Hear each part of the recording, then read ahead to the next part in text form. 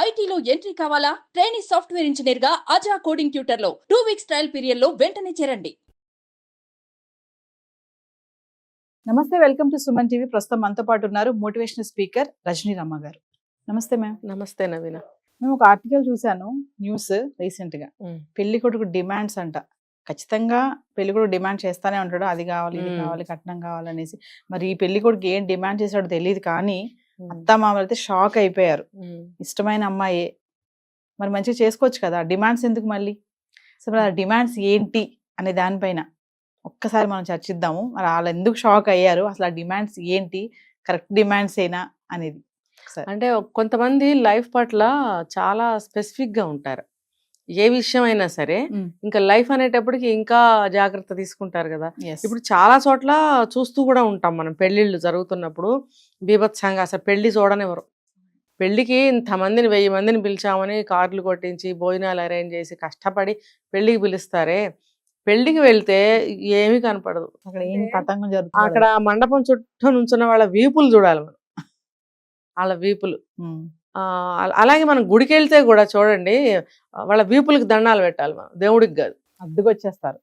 ఒక పక్కకి నుంచోండి అని పంతులు చెప్తూనే ఉంటారు. ఆయన చెప్పినా కూడా అడ్డం వచ్చేస్తుంటారు. అంటే మనం దేవుడికి కాదు పెట్టే దండం, వాళ్ళ వీపులకి, వాళ్ళ తలలకి, వాళ్ళ కాళ్ళకి. ఇప్పుడు పెళ్లి కూడా చూడటానికి వెళ్తాము. ఇప్పుడు చూడండి, ఎన్ని పెళ్లిళ్ళు చూసినా పెళ్లి చూడటం అంటే ఎవరికైనా ఇంట్రెస్టే, సరదాగా కాస్త ఆనందానుభూతుల్ని మళ్ళీ వీళ్ళవి కూడా రీకలెక్ట్ చేసుకుంటూ, కొత్త చుట్టాలని కలుపుకుంటూ, ఆ పెళ్లి ఇలా జరుగుతుంది, మా టైంలో అయితే అలా జరిగేది, మొన్న వాళ్ళ పెళ్లిలో ఇలా జరిగింది, రకరకాల ముచ్చట్లు మాట్లాడుకుంటూ సరదాగా సంతోషంగా ఆ కాసేపు ఏదైనా కష్టాలు బాధలు ఉన్నా మర్చిపోయి ఆ చక్కగా ఆనందాన్ని ఫీల్ అవటం అనేది ఒక విషయం. అక్కడ అది ఉండదు. మనం వెళ్ళి పెళ్లి చూడకుండా ఇంకా ఏమంటారు, ఏం మాటలు అంటారు వీటిల్ని, ఏవో ఇంకా చీరల నగల గురించి పక్కన ఉన్న వాళ్ళతో మాట్లాడుకోవడము, ఇంకా కూర్చోలేకపోతే లేచి వెళ్ళి వెనక్కి వెళ్ళి వాళ్ళని వెళ్ళి పలకరించుకు రావడం, ఇంతే జరుగుతుంది. ఇదే చూస్తున్నాం కానీ పెళ్లి అసలు చూడలేకపోతున్నాం. ఈ కెమెరామెన్స్ కానీ వాళ్ళ ఫ్రెండ్సే కానీ వాళ్ళ చుట్టాల మండపం దగ్గర ఉండే వాళ్ళందరూ గుమ్మిగూడి అసలు ఏమీ కనిపించకుండా చేస్తారు. ఇది ఒక పెద్ద ఫాల్ట్. ఎందుకయ్యా అని అంటే, ఇప్పుడు వద్దాం రీజనింగ్స్లోకి. ఇప్పుడు అక్కడ ఏదో అవి అందించేవాళ్ళు ఇవి అందించేవాళ్ళు అడ్డం పడుతూ ఉంటారు, దానివల్ల మనకు కనపడదు. ఇప్పుడు ఫోటోలు తీసేవాళ్ళు ఉంటారు, వీడియోస్ తీసేవాళ్ళు ఉంటారు, తర్వాత రకరకాల అనమాట ఫ్రెండ్స్ అనేవాళ్ళు సజెస్ట్ చేస్తుంటారు, ఇలా పెట్టరా అలా పెట్టరా పోజు అని చెప్పి, ఇలాగా వాళ్ళ సజెషన్స్. తర్వాత అంటే ఒక అకేషన్ ఒక సన్నివేశం తీసుకుందాం, తలంబ్రాలు పోసుకుంటున్నారు అనుకోండి, అటు నుంచి ఇటు నుంచి కొంచెం ఎంకరేజ్ చేస్తూ సరదా చేస్తూ ఆ ఈవెంట్ బాగానే ఉంటుంది. కానీ వాళ్ళందరూ అడ్డం వచ్చేయడం వల్ల ఏమవుతుందంటే, అసలు అక్కడ ఫోటోలు సరిగ్గా తీయలేకపోతారు. తర్వాత వీళ్ళు అలా పోజ్ పెట్టండి ఇలా పోజ్ పెట్టండి అనటాలు ఇవన్నీ జరుగుతున్నాయి కదా. దీనివల్ల ఎవరు పెళ్లి చూడకుండా అటు ఇటు వెళ్ళిపోతున్నారు. ఇందుకని ఇతను ఏం చేశాడంటే, చెప్పాను కదా, లైఫ్ పట్ల కానీ ఏ విషయం పట్ల కానీ స్పెసిఫిక్గా ఉంటారు. దానివల్ల ఏంటంటే, ఏ విషయం వల్ల మనం ఆనందం పొందాలో ఆ ఆనందం మనకి సరిగ్గా రీచ్ అవుతుంది. మనకి ఏ పని చేయాలనుకుంటున్నామో దాని రిజల్ట్ కరెక్ట్గా వస్తుంది స్పెసిఫిక్గా ఉండటం వల్ల. ఇప్పుడు ఇది కూడా అంతే. ముందు ఆయన అన్ని కండిషన్స్ ఎందుకు ఆడపిల్లి వాళ్ళకి పెట్టాడు అని అంటే, మరి అరేంజ్ చేసేది వాళ్లే కదా, అన్ని ఫ్రెండ్స్ని పిలిచేది, పంతులు గారిని పిలిచేది, ప్రతి ఒక్కటి ఆ పెళ్ళి అంటే ఆడపెళ్లి వాళ్ళు చేస్తారు కాబట్టి వాళ్ళకి డిమాండ్స్ పెట్టారు. ఇంకా వాళ్ళేమో పాపం భయపడినట్టున్నారు ముందు, తర్వాత చాలా సంతోషించినట్టున్నారు. ఏంటయ్యా అని అంటే, కెమెరామెన్స్ దగ్గరికి రావద్దు, ఎందుకంటే ఇప్పుడు నేను చెప్పాను కదా, ఇంకా వాళ్ళే పెళ్లి కూతురు పక్కన చక్క కాళ్ళు మడిచిపెట్టి కూర్చొని భోజనానికి కూర్చున్నట్టు కూర్చొని ఇలా మొహం మీద కెమెరా పెట్టి ఇటు తిరిగమ్మా అంటే పెళ్లి చేసుకోవాలా వద్దా? ఇప్పుడు ఆ అమ్మాయి పంతులు గారు మంత్రాలు చెప్పి ఇలా చేయమ్మా ఇలా చేయమ్మా అంటే ఆ కాన్సన్ట్రేషన్ అటు ఉండదు, అమ్మాయికి ఇటు ఉంటుంది కదా. నవ్వండి నవ్వండి నవ్వండి బాగా స్మైల్ చేయండి అంటే ఆ అమ్మాయికి మైండ్ ఇటే ఉంటుంది, ఇంకా అటు ఉండదు. ఈ ఫోజులు పెట్టడంతోనే సరిపోతుంది. ఇప్పుడు పెళ్లి అనేది ఏంటంటే, ఇప్పుడు తెర కడతారు మధ్యలో, అంటే ఇది అన్ని కూడా అబ్బాయి ఏమేమి డిమాండ్లు పెట్టాడు అనేది ఇందులోనే వస్తుంది. నేను మొత్తం చెప్తున్నా.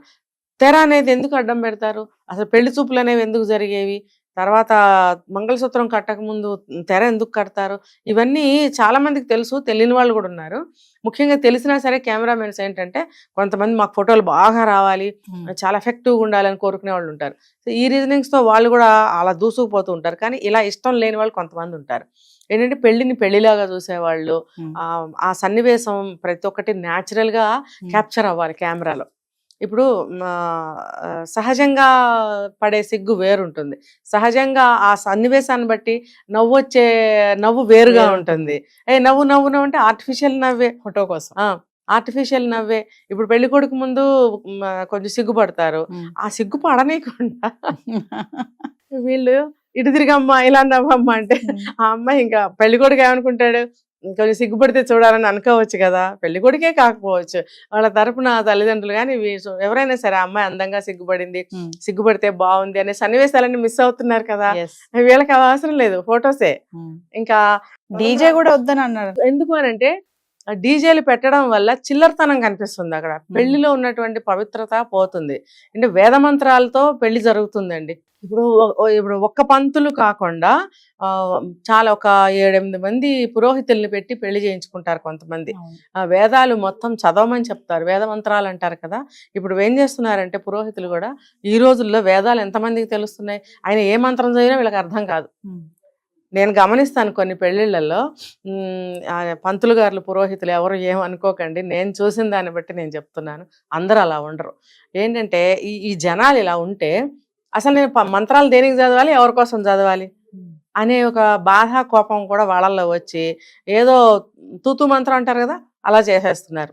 ఎందుకంటే నేను కొంచెం వేదం చదువుకున్నాను, నేర్చుకున్నాను కాబట్టి నాకు తెలుసు ఆ వేదం అంటే ఏంటో, అందులో ఏ మంత్రాలు ఉంటాయని నాకు తెలుసు కాబట్టి నేను గమనిస్తా. వెళ్ళిన ప్రతి చోట నేను గమనిస్తూనే ఉంటా ప్రతి ఒక్క విషయాన్ని. ఆ పంతులు పురోహితులు ఏం చేస్తారంటే 2 వరుసలు చదివేసి ఆపేస్తారు, ఆపేసి మిగతాది ఏదో బాబు లేయ్యా, ఇది ఇలా చెయ్యయ్యా, అమ్మ ఇలా చేయమ్మా, ఇంకా అందులోకి వెళ్ళిపోతారు. వేద మంత్రాలు అంటే 1 గంట సేపు వేదం పఠిస్తారు. నేను ఒక పెళ్లిలో చూశాను, పెళ్లి కొడుకు కోరుకున్నాడు, వేద మంత్రాలతో నా పెళ్లి జరగాలి, నాకు ఇంతమంది పురోహితులు కావాలి, ఎంత ఖర్చైనా పర్వాలేదు అని చెప్పి అప్పుడు ఒక డిమాండ్ చేశాడు పెళ్లి కూతురు తల్లిదండ్రుల్ని. అని అన్నప్పుడు వాళ్ళు ఒప్పుకుని పురోహితుల్ని పెట్టారు. సాయంత్రము 7:30-8:30కి ముహూర్తం అయితే వాళ్ళు ముహూర్తానికి జీలకర్ర బెల్లం పెట్టించినా కూడా వేదమంత్రాలు పఠించి పెళ్లి తంతు పూర్తయి స్టేజ్ దిగి కిందకి వచ్చేటప్పటికి రాత్రి 1 గంట అయిందండి. వచ్చిన వాళ్ళు విసిగిపోయారు. ఆ అబ్బాయి అంత ఇంట్రెస్ట్గా అడిగి చేయించుకున్నాడు, ఎందుకంటే ఆ పవిత్రత కానీ ఆ ఇష్టమే కానీ వేరు. అలాగా వేద మంత్రాలతో పెళ్లి జరగాలి, వేదాలు కూడా పురోహితుల్ని చదవనివ్వకుండా వీళ్ళు ఇలా చేస్తున్నారు. అంటే ఈ అన్ని ఆస్పెక్ట్ల వల్ల పండితులను కూడా వీళ్ళు డైవర్ట్ చేసేస్తున్నారు. అంతే కదా, వాళ్ళు కూడా ఇంట్రెస్ట్ పోతుంది వాళ్ళకి, పోయి గంట లోపల పెళ్లి జరిపించి వెళ్ళిపోయే స్థితికి వచ్చేస్తున్నారు. అయితే ఈ ఫోటోల కోసం 2-3 గంటలు వెయిట్ చేయాల్సి వస్తుంది. అది పక్కన పెడితే పెళ్లి తంతు అనేది స్టెప్ వైజ్గా 4-5 స్టెప్పుల్లో పెళ్లి ముగిసిపోతుంది. పెళ్లి అంటే సరదా కదా మేడం, మరి అబ్బాయి డీజే వద్దన్నాడు, ఫోటోగ్రఫీ వద్దన్నాడు, పంతులు డిస్టర్బ్ చేయొద్దన్నాడు, దండలు వేసుకునే దగ్గర ఏమంటారు పరాసకాలు ఆడొద్దు, సరదాగా వెనక్కి లాగడం అవ్వదు, అట్లా అలా కూడా చేయొద్దు అదండి. మధ్యలో ఆపుతాను, పరాచికాలు ఆడటానికి సన్నివేశాలు తర్వాత ఉంటాయి. పెళ్లి మండపం మీద ఏంటి నా మటుకు నేనేం చెప్తానంటే పెళ్లి మండపం మీద అన్నీ కూడా బాగుంటాయి. ఇప్పుడు చూడండి, పురోహితులు చక్కగా మంత్రం చదువుతుంటారు, అక్కడ ఏం తంతు జరుగుతుంది, మీరు దూరం నుంచి కెమెరాలు తీయండి అని చెప్పాడు ఈ పెళ్లి కొడుకు. అలాగే డీజేలు పెట్టకండి, ఎందుకు, ఇప్పుడు నేను చెప్పా వేద మంత్రాలతో పెళ్లి జరగాలి, డీజేలతో కాదు. ఆ డీజేలు కూడా ఏంటండి, ఏమేం పాటలు పెడుతున్నారు, పేర్లు నేను చెప్పక్కర్లేదు. మరి ఇది ఇలా జరుగుతుంటే పక్క నుంచి పిల్లలు ఉంటారు కదా, పెళ్ళైన వాళ్ళు కానీ పెళ్లి కాని పిల్లలు కానీ వీళ్ళందరూ డాన్సులు చేస్తుంటారు డీజేలకి అక్కడ పెళ్లి జరుగుతుంటే. వేద మంత్రాలతో పెళ్లి జరగాలి, ఇక్కడ డీజేలు పెట్టేస్తే ఇక్కడ వీళ్ళు డాన్సులు చేస్తుంటారు, పెళ్లి ఏ మంత్రాలతో జరుగుతుందో అలా జరిగిపోతూ ఉంటుంది. కాబట్టి ఇవన్నీ చూసిన మీద ఆ అబ్బాయి కూడా స్పెసిఫిక్గా ఇవన్నీ పెట్టాడు. ఏంటి, పెళ్లికి వస్తారండి, రాత్రి పెళ్లిళ్ళు కోరుకుంటారు చాలా మంది, ఎందుకు లైటింగ్ బాగుంటుంది, డెకరేషన్ బాగుంటుంది, మేకప్లు బాగుంటాయి, ఫోటోలు బాగా వస్తాయని ఒక అభిప్రాయం ఉంది చాలా మందికి. ఇంకోటి ఏంటంటే నైట్ బాగా తిని నిద్రపోవచ్చు, పొద్దున్న లేట్గా లేకపోవచ్చు. కానీ కాదు, ఈ అబ్బాయి కరెక్ట్గా చెప్పాడు, పెళ్ళిళ్ళు అనేవి ఉదయం జరగాలి. ఉదయం జరిగితే ఏమవుతుందంటే వాళ్ళు పగల టైము ఎటువంటి నగలు వేసుకుని వస్తారు పాపం కదా, ఆ సెక్యూరిటీ కూడా బాగుంటుంది, డే టైంలో భయాలు ఉండవు, వస్తారు పెళ్ళికి వస్తారు, చక్కగా పెళ్ళి అనేది సకాలంలో జరిగిపోతుంది. భోజనాలు అనేవి కూడా 12 నుంచి మొదలు పెట్టుకుంటే 1 గంట 1 గంటన్నరకి భోజనాలు అయిపోతాయి, అది రైట్ టైం. అది కూడా చెప్పాడు మేడం అబ్బాయి, చెప్పాడు. అసిడిటీతో ఉంటారు కొంతమంది బంధువులు. షుగర్ పేషెంట్లు ఉంటారు. Yes. చూడండి పెళ్లి జరుగుతుంటే పాపం వాళ్ళు దిక్కులు చూస్తుంటారు అటు ఇటు, ఏమన్నా ఫుడ్ ఏమన్నా ఉందా, స్నాక్స్ లాంటివి. కొన్ని పెళ్లిళ్ళలో స్నాక్స్ కూడా ఎవరు, డైరెక్ట్ గా లంచ్. లంచ్. మరి అలాంటప్పుడు షుగర్ పేషెంట్స్ ఏమైపోతారు? నేను చూసాను మొన్న ఈ మధ్య 2 అయ్యే వరకు భోజనానికి లెగవండి అనలేదండి. ఆ డీజేలు ఆడుకుంటున్నారు, ఫోటోలు తీసుకుంటున్నారు. మీరు తీసుకోండి భయ్, వచ్చిన వాళ్ళకి కాస్త ముద్ద పెట్టండి, వాళ్ళు తిని వాళ్ళ దారిని పోతారు కదా. అది లేదు. 2-2:30 అయినా భోజనానికి పిలవకపోతే మరి వీళ్ళు కూడా వెళ్ళి తినడానికి సిగ్గుపడతారు కదా. అప్పుడు అటు ఇటు చూస్తుంటారు. కనీసం వాళ్ళకి స్టార్టర్స్ అని, స్టార్టింగ్ డ్రింక్స్ అని, స్నాక్స్ ఏమి లేవు. అన్నమే డైరెక్ట్ గా. ఆ అన్నం కూడా 2 తర్వాత ఎప్పుడు వాళ్ళు లేవండి అంటే లేవాలి. ఈ లోపల షుగర్ పేషెంట్స్ ఏమవుతారు, చిన్నపిల్లలు ఉన్న వాళ్ళు ఏమవుతారు, తర్వాత ఎసిడిటీ గ్యాస్లు ఉన్న వాళ్ళు ఏమవుతారు, బీపీ ఉన్న వాళ్ళు, వీళ్ళందరూ కూడా టైంకి భోజనం చేయాలా. వాళ్ళని పక్కన పెడితే మిగతా వాళ్ళు కూడా 1 గంట 1:30 అంటే ఆకలి టైమే. టైంకి భోజనం పెట్టరా మీరు? పెట్టాలి కదా. కాబట్టి ఈ అబ్బాయి అది కూడా చెప్పాడు, వచ్చిన వాళ్ళకి టైంకి భోజనం పెట్టండి. వాళ్ళ రోగాలు కానీ ఇలాంటి మందులు వేసుకునే వాళ్ళు కానీ ఉంటే అవి కూడా వాళ్ళకి సక్రమంగా సరిగ్గా సరిపోతుంది ఆ టైము. తర్వాత వాళ్ళు వెళ్తుండగానే ఇళ్ళకి చేరుకుంటారు. రాత్రి 11ంటికి క్యాబులు దొరకవు, ఆటోలు దొరకవు, డబుల్ 3 ఛార్జెస్ పే చేయాల్సి ఉంటుంది. నగలు వేసుకొని వస్తారు. సెక్యూరిటీ ఎవరు? పలానా పెళ్లికి వెళ్ళొచ్చి మా నగలు పోయినాయి, మాకు కనపడక కింద పడ్డాం, దెబ్బలు తగిలినాయి, ఇలాంటి కేసులు చాలా జరుగుతున్నాయి. ఇవన్నీ మన పెళ్లికి వచ్చి వాళ్ళు ఇలా అయ్యామని లైఫ్ అంతా చెప్పుకోకూడదు. పెందలాడే 1 గంట కల్లా భోజనం పెట్టి పంపించేయండి, వాళ్ళు త్వరగా ఇళ్ళకి చేరుకుంటారు. ఏం డిమాండ్స్ మేడం. ఇలాగే తర్వాత స్టేజ్ మీద మంగళసూత్ర ధారణ అయ్యిందో అవలేదో పక్కన పెడితే, పెళ్లి కూతురు పెళ్లి కొడుకు ఇద్దరు కూడా ఈ ఫోజులు ఇవ్వండి, ఆ ఫోజులు ఇవ్వండి, టచ్లు ఇవ్వండి. ఇప్పుడు చూడండి, తలంబరాలు డ్రెస్సులు మార్చుకుని వచ్చిన తర్వాత పంతులు గారు నెక్స్ట్ కార్యక్రమం వెంటనే స్టార్ట్ చేస్తారు. చేసినప్పుడు కెమెరామెన్స్ ఏం చేస్తున్నారు, వాళ్ళని ఆపేసి నడుం చుట్టూ చేతులేయి, ముద్దు పెడుతున్నట్టుగా ఫోజ్ ఇవ్వు, కళ్ళల్లో కళ్ళు పెట్టి చూసుకుని ఫోజ్ ఇవ్వండి అని అంటుంటే, పెళ్లి తర్వాత ఇప్పుడు చాలా డివోర్స్లు ఎందుకు అవుతున్నాయంటే ఇది వన్ ఆఫ్ ద రీజన్స్ అనమాట. ఇప్పుడు అసలు ఏమంటారు, ఆ థ్రిల్లింగ్ అనేది మిగలటం లేదు. ఆ స్పర్శ అనేది ఒక 1000 సార్లు టచ్ అయిపోతుంటే ఫస్ట్ నైట్ వరకు ఆ టచ్లు ఎక్కడ ఎఫెక్ట్నిస్తాయి, ఆ తర్వాత కూడా ఏం ఎఫెక్ట్ ఉంటుంది? పాత పడిపోలేదా, బోరు కొట్టలేదా?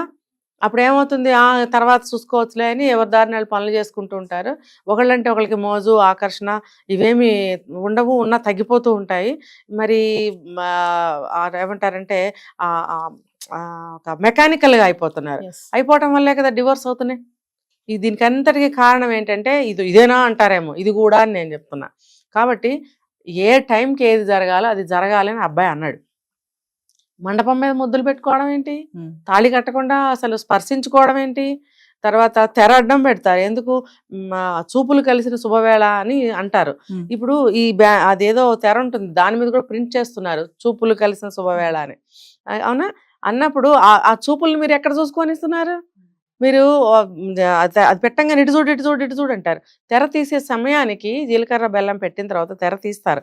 తీయంగానే ఒకళ్ళ చూపులు ఒకళ్ళు కలవాలి. కలిసినప్పుడు ఒకళ్ళ మీద ఒకళ్ళకి అనురాగం, ప్రేమ ఇవన్నీ కమ్యూనికేట్ అవుతాయి. అది చూసుకోమని చెప్తారు, పంతుళ్ళే చెప్తారు. మీరు ఒకరి కళ్ళలో ఒకళ్ళు చూసుకోండి అని చెప్పిన సందర్భాలు నేను చాలా చూశాను. ఇప్పుడు పాపం వాళ్ళు కూడా చెప్పడం మానేశారు. పాపం ఏదో నామకే వస్తే చెప్తున్నారు కానీ అంత మనసు పెట్టి వాళ్ళు కూడా చెప్పలేకపోతున్నారు. వీళ్ళకి ఎంత చెప్పినా ఒకటేలే. అయితే ఒక క్వశ్చన్ చెప్పండి మేడం, ఇప్పుడు ఈ అబ్బాయి మూర్ఖులైన జనాల మధ్య ఒక ముత్యం లాగా ఉన్నాడు అంటే ఏం చెప్తారు? కరెక్టే కదా. మరి ఇప్పుడు ప్రతి ఒక్క అబ్బాయి కూడా లైఫ్ పట్ల కానీ ఏదన్నా ఒక విషయం పట్ల కానీ స్పెసిఫిక్ గా ఉండాలి అని ఈ అబ్బాయి రోల్ మోడల్ గా నిలబడి చెప్పాడు. అయితే రెండో పక్క నుంచి చూస్తే ప్రతిదీ ఇంత రిస్ట్రిక్షన్ గా ఇంత ఇదిగా జరగాలి అని అంటే పెళ్ళైన తర్వాత ఆ అమ్మాయి పరిస్థితి ఏంటని కొంతమంది అది కూడా ప్రతిదీ నెగిటివ్ గా ఎందుకు చూడాలి మనము? ఇప్పుడు పెళ్లి గురించి కదా అతను మాట్లాడాడు, ఆఫ్టర్ లైఫ్ బాగానే ఉండొచ్చు. అతను కూడా ఏమంటున్నాడు, పెళ్లి తర్వాత జరిగేయని పెళ్లి ముందెందుకు అంటున్నాడు. అంటే మనకు అక్కడ అర్థం అవుతుంది పర్టికులర్ ఈ విషయంలో అతను ఇట్లా స్పెసిఫిక్ గా ఉన్నాడు. తర్వాత మంచిగా చూసుకుంటాడు అంటే సమాజాన్ని కానీ ఒక పెళ్లి వ్యవస్థని కానీ అన్నిటిని గౌరవించడం వల్లే కదా అతను అలా చెప్పాడు.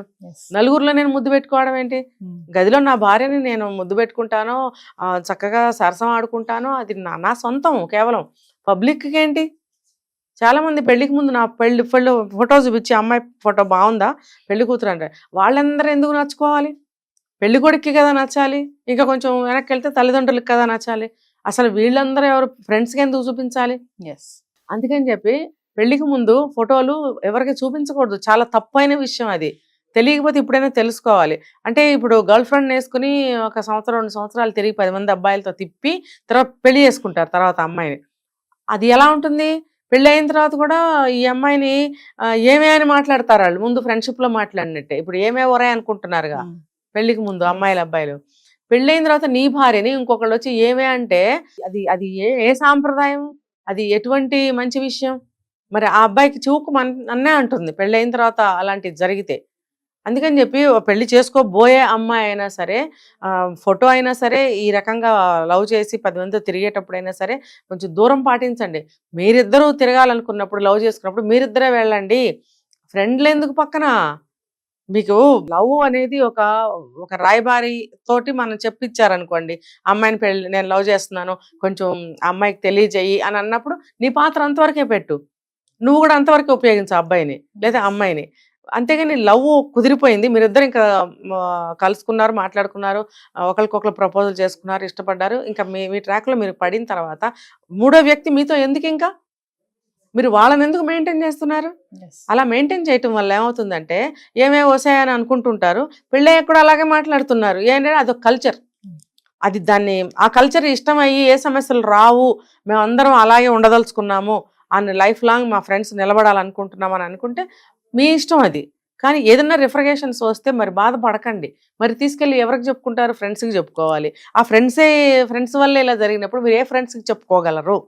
ఒక మంచి 4 ఫ్రెండ్స్ ఉంచుకోవాలి లైఫ్ లాంగ్ అని నేను చెప్తాను. మరి ఆ ఫ్రెండ్స్ వల్లే మీరు ఇబ్బంది పడుతున్నప్పుడు ఆ సమస్యను మీరు ఫ్రెండ్స్కి ఎలా చెప్పగలరు? చెప్పలేరు, మొహమాటాలు వస్తాయి, వాళ్ళని దూరం పెట్టాలని చూస్తారు, ఆటోమేటిక్గా చాలా జరుగుతాయి. ఇవన్నీ ఎందుకు ఇన్వైట్ చేసుకోవాలి?